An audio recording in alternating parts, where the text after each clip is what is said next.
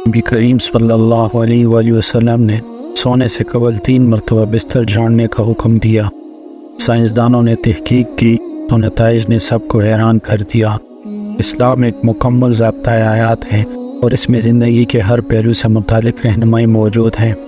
ہمارے پیارے نبی حضرت محمد صلی اللہ علیہ وآلہ وسلم نے آج سے 1400 سال قبل جو سنت اختیار کی تھی اس پر عمل پیرا ہونے کا حکم دیا تھا۔ آج سائنس بھی ان احکامات کو درست تسلیم کر رہی ہے۔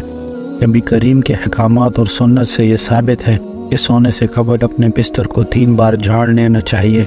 بظاہر تو لگتا ہے کہ اس حکم کا مقصد بستر کو کیڑے مکوڑوں یا دیگر نقصان دہ چیزوں سے صاف کرنا ہے، لیکن سائنسی تحقیق میں ایسا ہوشربا انکشاف ہوا ہے کہ آپ بھی دنگ رہ جائیں گے اور بے اختیار سبحان اللہ کے اٹھیں گے کہ کس طرح نبی اکرم صلی اللہ علیہ وآلہ وسلم نے 1400 سال پہلے ہی اپنی امت کو بچاؤ کی تدابیر بتا دی۔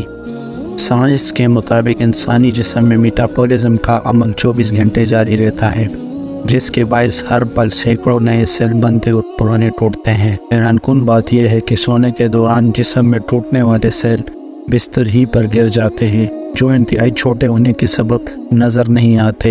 اگر بستر کو بغیر جھاڑے اس پر سونے کے لیے لیٹ جائیں تو یہ مردہ سیل جسم میں داخل ہو کر کئی مہلک بیماریوں کا سبب بنتے ہیں، اور سائنس نے بھی یہ ثابت کیا ہے کہ ان مردہ سیلوں کو صاف کرنے کے لیے بستر کو کم از کم 3 بار جھاڑنا لازمی ہے، اور ایسا کرنے سے خطرہ ٹل جاتا ہے۔ اللہ تعالی ہمیں سنت نبی پر عمل کرنے کی توفیق عطا فرمائے، آمین۔